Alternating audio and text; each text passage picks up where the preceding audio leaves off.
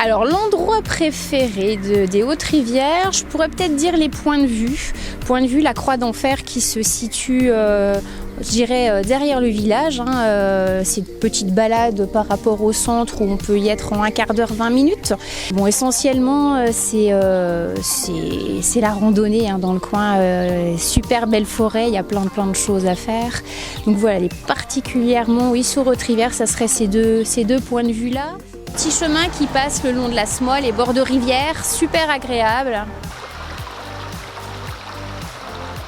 C'est la Trans-Semoisienne, voilà, mais il y a une petite, il y a des petits chemins derrière, très agréables aussi. Le calme, la nature. Marie-France Marquet, représentant l'association Le Pays des Hautes-Rivières. Les habitants des Hautes-Rivières, on les appelle les Hauts-Riverains.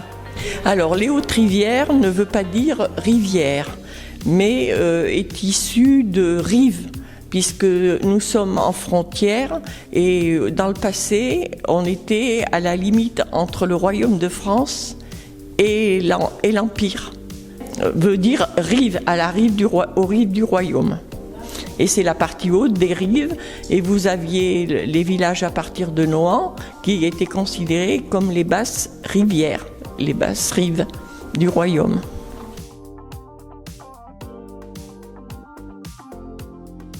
Donc Philippe Drouvin, conseiller municipal, en charge du tourisme, du patrimoine et de l'environnement.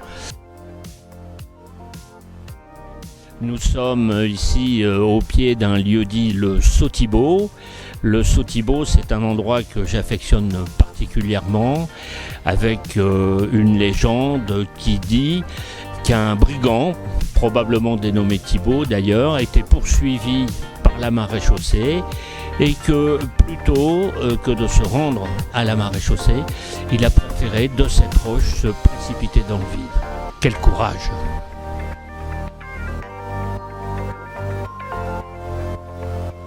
Bien, mais bonjour et bienvenue dans ma forge. Voilà, la forge, c'est une forge que j'ai montée il y a plus de 30 ans maintenant, à peu près 32-33 ans. J'avais monté cette forge au départ parce qu'il n'y avait plus personne qui fabriquait des pinces pour l'industrie, des pinces pour d'autres forgerons. Et il y en avait un grand besoin sur la vallée de la Smoille et de la Meuse. Les pinces ne suffisant pas, j'ai développé aussi une petite activité de coutellerie, couteau à ployette.